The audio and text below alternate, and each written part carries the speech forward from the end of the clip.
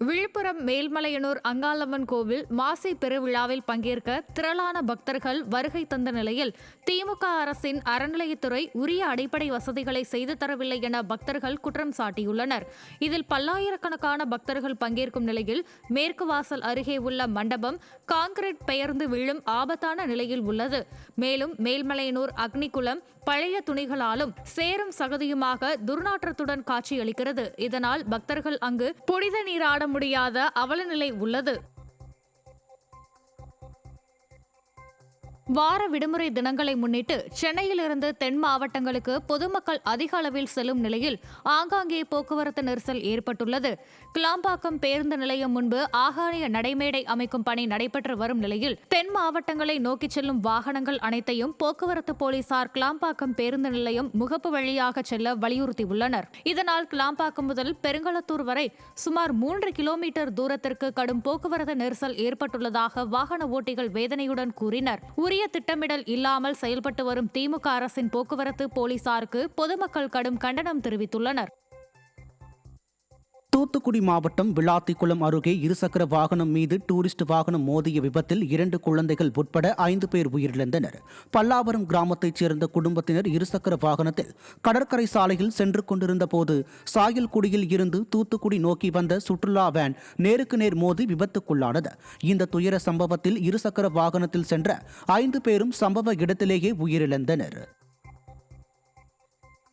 கடலூர் மாவட்டம் புவனகிரி அருகே உள்ள சேத்தியாத்தோப்பு மற்றும் அதன் சுற்றுவட்டார பகுதிகளில் நாளொன்றுக்கு 5 மணி நேரம் வரை நீட்டிக்கும் அறிவிக்கப்படாத மின்வெட்டால் மக்களின் இயல்பு வாழ்க்கை கடுமையாக பாதிக்கப்பட்டுள்ளது.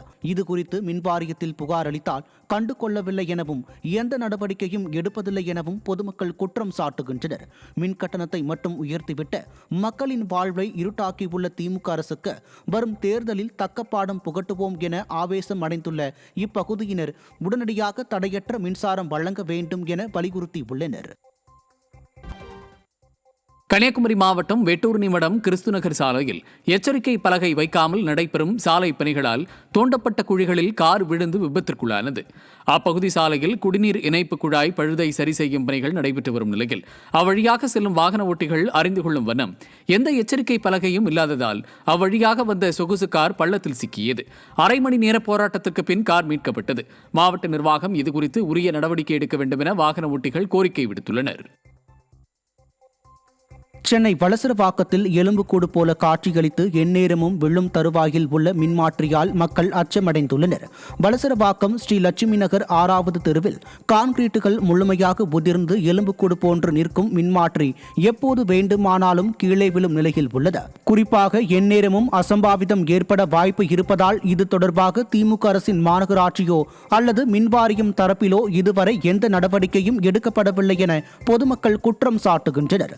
மேலும் உடனடியாக நடவடிக்கை எடுத்து மின் இணைப்பு கம்பங்களை சீர் செய்யவும் மக்கள் கோரிக்கை விடுத்துள்ளனர்.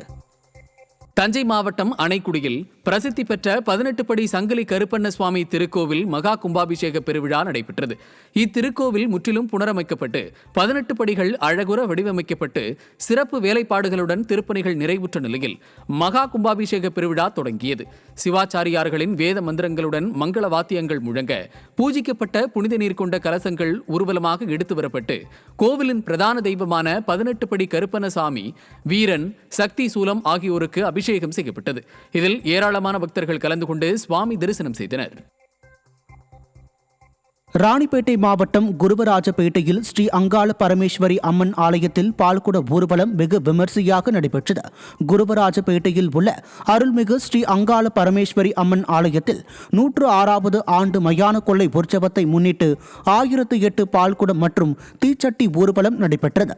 அங்காள பரமேஸ்வரி அம்மனுக்கு பாலபிஷேகம் செய்து அம்மனுக்கு சிறப்பு அபிஷேகம் செய்து மகா தீபாராதனை செய்யப்பட்ட நிலையில் இதில் திரளான பக்தர்கள் கலந்து கொண்டு தங்கள் நேர்த்தி கடன்களை செலுத்தி வழிபாடு செய்தனர்.